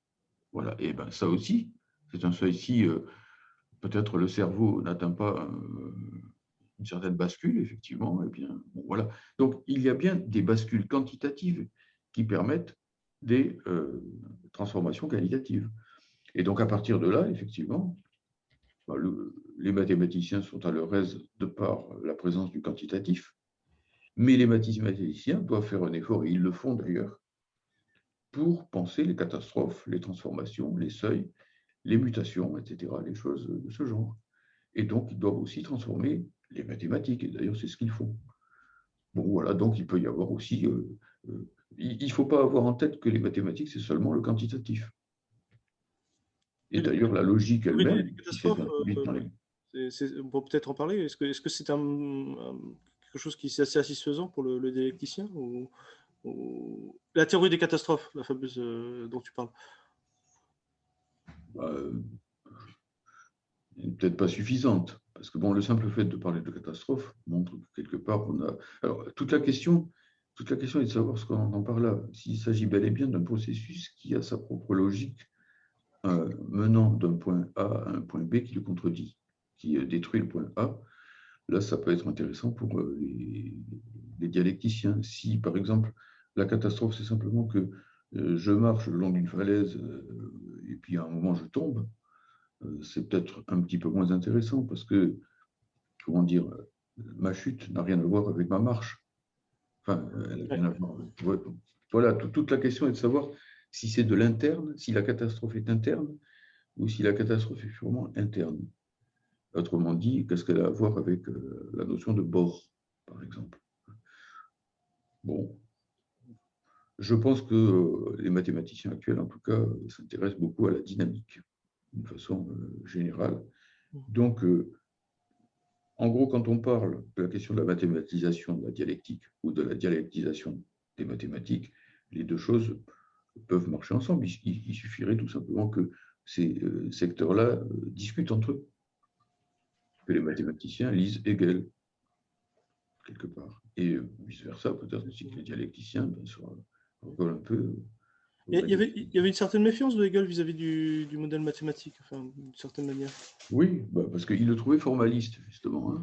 Donc là, c'est notamment la magnifique préface à la phénoménologie de l'esprit de Hegel. Bon, Hegel critique le formalisme. Et très curieusement, cette critique du formalisme vise en particulier Schelling, dont pourtant on pourrait plutôt penser qu'il est intuitionniste. C'est l'intuition chez Schelling qui est... L'intuition intellectuelle qui n'est réservée qu'à une élite, d'ailleurs. Voilà, exactement. Bien sûr. Aristocratique. Mais précisément, Hegel montrait que cette façon de voir les choses, c'est subtil, c'est toujours subtil les critiques de Hegel, et précisément formaliste, parce qu'elle donne une espèce de moule universel pour comprendre le réel.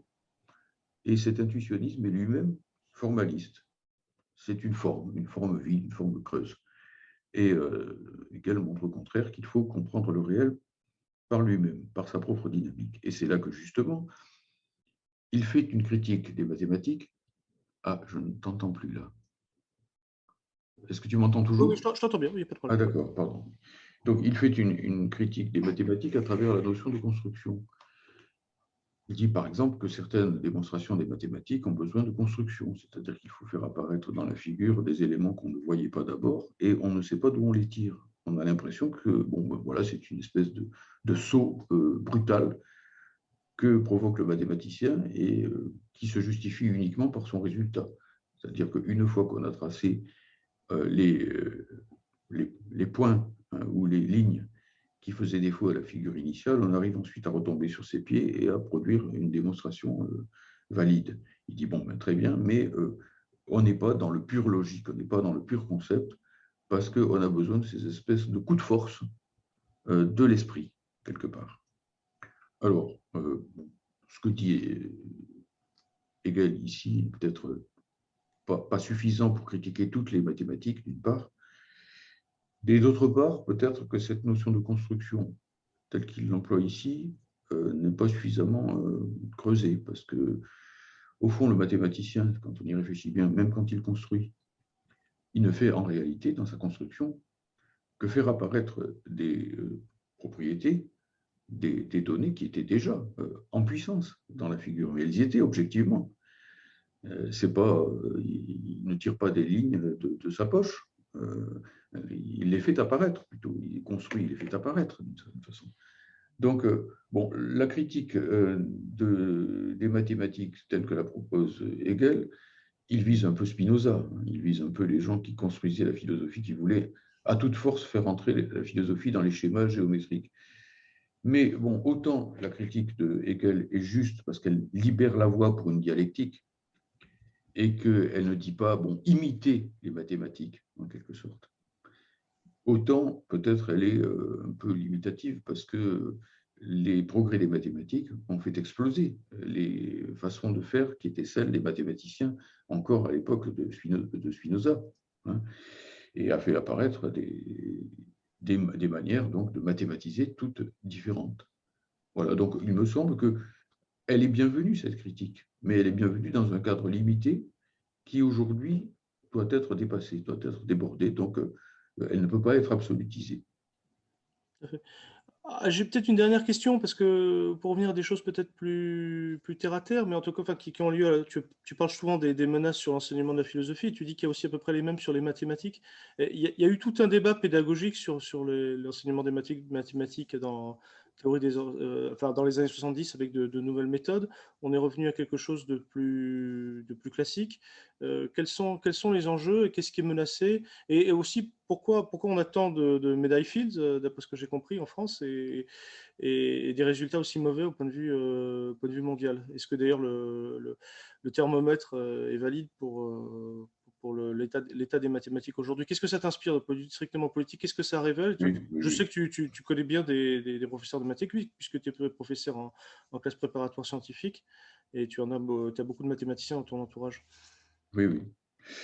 Eh bien, bon, ce que ça m'inspire, il faudrait poser la question aux professeurs de mathématiques eux-mêmes, hein, bien sûr, mais bon, j'ai eu l'occasion de rencontrer des personnes aussi qui s'intéressent de près à l'enseignement des mathématiques, hein, comme Laurent Lafforgue, médaille Fields, justement, et bon, ils sont quand même très inquiets. Ça, ce n'est pas moi qui l'invente, quoi. Ils sont très inquiets. Alors, il est évident qu'il y a un décalage entre les performances scientifiques de la France, qui restent encore élevées, hein, dans le domaine mathématique, et l'effondrement, comme on le voit, hein, de façon de plus en plus classique, de plus en plus tangible, je veux dire, des performances des élèves français, dans leur masse, en quelque sorte. Mais c'est parce qu'il faut bien comprendre que, là aussi, la temporalité des phénomènes est feuilletée, effayée et diverse. On peut, par exemple, très bien avoir d'excellents résultats en, je sais pas moi, gymnastique rythmique et sportive, pour prendre un exemple sportif, parce qu'on a eu, dans les années, par exemple, 2000, une excellente école de GRS. Voilà. Alors, quand on est en 2018 ou en C'est l'ombre 2019, portée de bons voilà, résultats. c'est l'ombre portée de la période précédente. Mais si, dans le même temps que vous avez la médaille d'or aux Jeux Olympiques, vous avez détruit votre école de GRS aux Jeux Olympiques suivants, vous ne monterez plus sur le podium. Donc, il y a ici une sorte de rééquilibrage qui se fait toujours à terme. Et on peut craindre que si la base de la pyramide, c'est comme en sport, si la base de la pyramide se rétrécit, eh bien, vous allez pouvoir monter moins haut, hein. Il faut une certaine base, une certaine largeur de base pour pouvoir porter la pyramide à une certaine hauteur. Sinon, vous n'y arrivez pas. C'est comme un château de sable. C'est ce qu'on peut craindre pour la France. On peut craindre que ce pays, qui a quand même été pionnier, non seulement dans les mathématiques pures, au sens des grands noms, Monge, Laplace, Galois, Grothendieck, etc., et Bourbaki, on peut craindre effectivement que ce pays ne recule parce qu'il détruit son éducation nationale. Il détruit ses disciplines rationnelles. Il n'offre plus, ne serait-ce là encore, qu'un nombre suffisant d'heures de maths. pour commencer, puisqu'on parlait de qualitatif et de quantitatif. Au-dessous d'un certain nombre d'heures de maths, c'est le qualitatif qui est atteint. Et il faut aussi, même ne serait-ce que ça, parce que tout simplement, même sans parler de l'ampleur d'un programme de maths, de la richesse des notions qu'il aborde et ainsi de suite, il faut tout simplement que les élèves en fassent suffisamment pour être dans le bain, pour être dans l'élément. Comme quand on apprend à nager, bon, il faut en faire beaucoup, comme quand on apprend à courir et ainsi de suite. Même Et dans là, une langue, il faut un nombre de mots suffisamment connus pour pouvoir au moins bénéficier du flux de parole. voilà, Sinon on oui, n'arrive jamais à apprendre une langue, en fait. exactement, bien sûr. Qualitatif. Voilà, il faut le bain, il faut presque un bain linguistique et là, un bain mathématique suffisant. Et alors, après, il y a évidemment les méthodes. Bon, alors, à une certaine époque, quand j'étais en terminale moi-même, c'était déjà la théorie des ensembles. Donc, on est tout ramené à la théorie des ensembles. Et donc, c'était ce qu'on appelait les maths modernes, etc. Ça a beaucoup surpris les personnes qui en faisaient jusqu'alors. Peut-être la préparation n'a pas été suffisante pour passer à cette révolution pédagogique, en quelque sorte. Et donc, pour introduire l'esprit de Bourbaki dans les mathématiques, et je signale d'ailleurs que ce sont souvent des mathématiciens disons, de tradition progressiste et communiste hein, qui ont porté ce genre de choses, comme je parle. D'après ce que j'ai compris, c'est un de nos camarades qui est professeur de maths, qui agrégé de maths, qui m'en avait parlé. Il m'avait dit que la bourgeoisie avait freiné des cas de fer par rapport à cette réforme, parce qu'ils ne pouvaient plus l'enseigner à leurs enfants, et ça crée une inégalité. Enfin, ça Oui, crée ça une inégalité remettait à au niveau. contraire dans les conditions d'apprentissage. C'est Enfin, ça, c'est sa vision c'est des ça. choses. Ça les remettait brutalement à niveau, effectivement. Et puis après, on est passé un peu à l'inverse. On s'est remis à dire qu'il fallait plus calculer, il fallait plus définir, qu'il fallait manipuler, qu'il fallait jouer, etc. Bon, on est passé à une conception beaucoup plus empiriste de ce rapport aux maths, et je pense qu'elle n'était pas plus démocratique que la précédente, bien au contraire, parce que dans la réalité, du coup, il n'y avait plus véritablement la structuration du cours de maths, il n'y avait plus véritablement la construction du cours de maths, et du coup, pour les élèves un peu faibles, ou pour des élèves n'ayant pas les clés, les codes et ainsi de suite, c'était encore plus difficile. Puisqu'on disait, vous devez tout retrouver par vous-même, jouer, bidouiller, et ça marchera. Et puis, bon, pour finir, les plus faibles étaient encore plus perdus. Donc, je crois qu'il ne faut pas passer sans cesse comme ça d'un extrême à l'autre. On voit bien qu'à l'arrière-plan, il y a un défaut philosophique sur le rapport entre construction, entre formalisme, entre intuition, réalité. Toutes ces notions n'étant pas dialectisées, on titube, on passe sans arrêt de l'une à l'autre, et pour finir, on va d'une unilatéralité à une autre, sans véritablement corriger. Mais enfin, le fond des choses, c'est moins les méthodes que des choses très matérielles. Le fait que, par exemple, donc, il y ait moins d'heures, le fait que les profs soient mal payés, le fait que donc des brillants esprits qui pourraient venir vers l'enseignement et la recherche ne vont pas dans ces secteurs de moins en moins, non seulement rémunérateurs, je ne dis pas que c'est simplement l'intéressement matériel, mais bon, avec des élèves qui sont difficiles ou que l'institution ne tente même plus, disons, de canaliser, bon, avec des profs qui sont lâchés face à des problèmes de toutes sortes, d'ordre disciplinaire. La discipline n'étant pas ici conçue comme la discipline mathématique, mais tout simplement la discipline dans les couloirs. Dans les couloirs, il faut pouvoir se concentrer. Il ne faut pas qu'il y ait des cris d'animaux dans les couloirs, dans ces lycées ou ces collèges, où bien souvent, on n'a plus de surveillants. On n'a plus. Bon, voilà.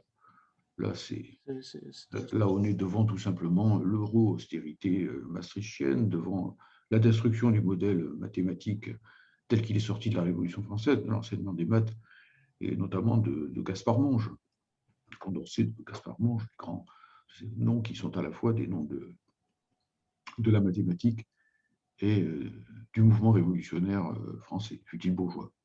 Oui, parce qu'on aurait pu penser que ce serait quand même un bastion, parce que le capitalisme a toujours besoin de bons ingénieurs, il n'a pas forcément besoin de bons historiens. Par exemple, on sait que Napoléon, on va pas, comme on le commémore, qu'on ne le célèbre pas, on est capable de l'analyser dialectiquement, mais on sait que de ces aspects expressifs, il y avait le fait qu'il voulait de bons artilleurs, donc les mathématiques étaient promues et que l'enseignement de l'histoire était interdit. Mais malgré tout, comme tu dis, tu montres bien aussi évidemment le caractère ultra révolutionnaire, ultra philosophique des mathématiques, enfin, ultra spéculatif en tout cas.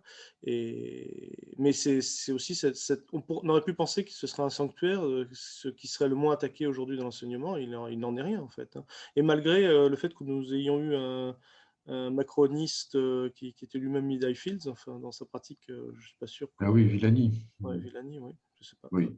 Bon, enfin, je ne sais pas si ça change quoi que ce Là, soit. il faudrait même parler des questions de langue à travers Villani, parce que bon, pour que l'école mathématique française existe, il faut quand même qu'elle ne détruise pas la langue française, qui est un peu le socle qui lui permet effectivement déjà de C'est très fonctionner important. en tant que tel. Sinon, Laurent Lafort vous le montre bien, à partir de là, s'il n'y a plus qu'une seule langue, tous les résultats mathématiques sont livrés immédiatement en anglais. Donc, pour les revues, en réalité, de langue anglo-saxonne, et à partir de là, avec une uniformisation des problématiques. Or, on a besoin qu'il y ait des écoles différentes. On a besoin qu'il y ait, comme dans tous les domaines, une pluralité, qu'à partir de là, effectivement, les mathématiques se créent aussi dans une certaine émulation d'approches différentes. L'uniformisation, ce n'est pas l'unité. Bien au contraire, à l'intérieur des mathématiques, et pour éventuellement penser leur unité, il faut aussi penser leur diversité en tant qu'école, école au pluriel, ou leur diversité interne concernant les objets qui sont les leurs. Il n'y a pas sans doute de grandes différences qualitatives entre la classification des sciences en général et la classification des mathématiques. Il ne faut pas penser la classification des mathématiques vraisemblablement en termes de réduction à l'une des branches des mathématiques, comme on a souvent tenté de le faire, en essayant de trouver, bon, par exemple, une arithmétisation totale de la géométrie ou des choses comme ça.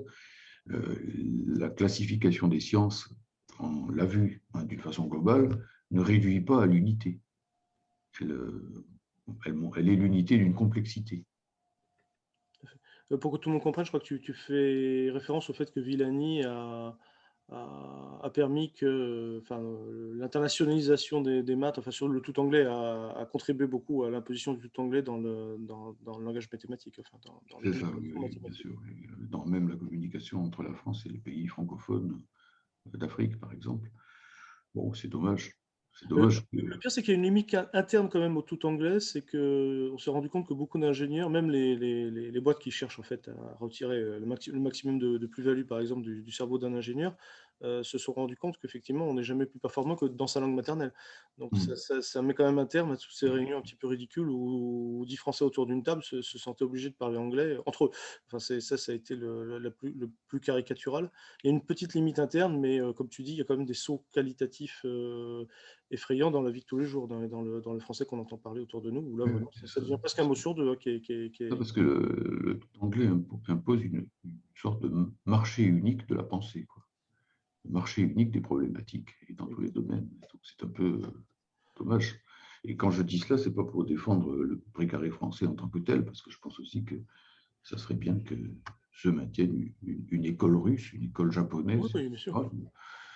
De tel ou tel, pas seulement des mathématiques, mais de tel ou tel mode de pensée. Après, on peut toujours mettre en commun.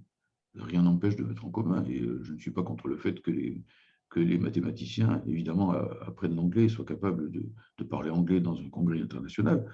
Mais quand même, bon, la langue française n'a sans doute pas été pour rien dans la structuration du courant mathématique français. Et c'est quand même, peut-être on peut finir là-dessus, la référence à Descartes, ici qui est parlante, puisque le premier grand texte scientifique édité en français, c'est le discours de la méthode. Et pas en latin, oui, justement. Voilà, et pas en latin. Et donc, bon, voilà qu'on en arrive aussi maintenant à faire en sorte que des tas de publications scientifiques se fassent directement en anglais. Je trouve que c'est aussi une insulte, au peuple français qui subventionne ses recherches et qui paie les salaires des chercheurs. Deux, au fait que, du même coup, alors que déjà ces recherches sont difficiles, puisque ce sont des recherches de pointe, par définition, le commun des mortels, l'honnête homme qui veut apprendre à les lire, doivent les lire en français, en anglais. Ça veut dire qu'on multiplie les difficultés par deux, et le fait que, du coup, plus personne ne va lire directement les textes originaux de recherche. Donc, une atteinte ici à ce que disait Descartes dans le discours de la méthode, quand il disait qu'il voulait faire en sorte que ces réflexions philosophiques et géométriques, puisque bon, le discours de la méthode se termine par des traités scientifiques, dont un de géométrie, eh bien, quand il disait que ça devait être accessible, même aux femmes. Bon, évidemment. Merci pour elle. Aujourd'hui, oui, dans les conditions de l'époque. Ah bon, oui, bien sûr que c'est révolutionnaire, non, bien sûr. Dit comme ça aujourd'hui, ça fait vieux réac, etc. Bien Dans les sûr, conditions de l'époque, au contraire, c'est révolutionnaire. tout à fait. Oui. C'est parfait. Bah, c'est magnifique justement d'avoir montré aussi que les mathématiques sont un langage et sont liées au langage, et ce qui renforce aussi la nécessité de voir ça de manière tout à fait dialectique. Et je pense qu'on reparlera de question du langage dans le tome 4, hein, si je ne me trompe pas. Oui, oui. Voilà, on se donne rendez-vous pour la prochaine séance. On parlera de dialectique de la nature, là, directement. Oui, sur les sciences physiques et cosmologiques. Voilà. Bah, écoute, merci à toi et merci à ceux Merci, qui Émeric, nous à toi. écoutent. À bientôt. À bientôt.